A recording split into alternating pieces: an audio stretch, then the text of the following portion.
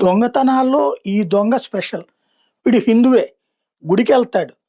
కానీ దేవుడికి దండం పెట్టుకుంటూ దేవుడినే దోచేసుకుంటాడు. వీడి స్పెషల్ ఏంటంటే 500 నోటు పట్టుకెళ్ళి పంతులు గారికే ఏస్తాడు. రూ. 100 తీసుకొని 400 నాకివ్వండి అంటాడు.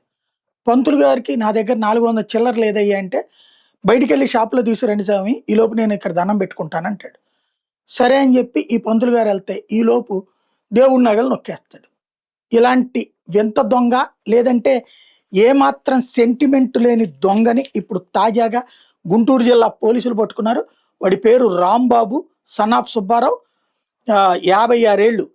తాజాగా ఇతను ఉండేదేమో సీతారాంపురం, విజయవాడ మాచివరం, సౌదా అపార్ట్మెంట్ కొల్లిపరవారి స్ట్రీట్ సీతారాంపురం అట.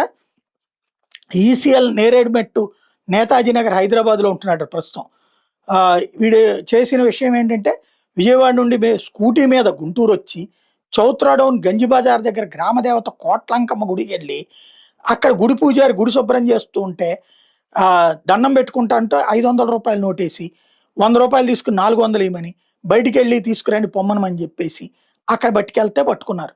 అయితే వీడిది సీసీ కెమెరాతో పాటుగా మొత్తం వెరిఫై చేస్తే బంగారు మంగళసూత్రాలు, బంగారు బొట్టు అమ్మవారి మెడలోయి తీసుకుని పోయినటువంటి ఈ దొంగని తాజాగా పట్టుకున్నారు.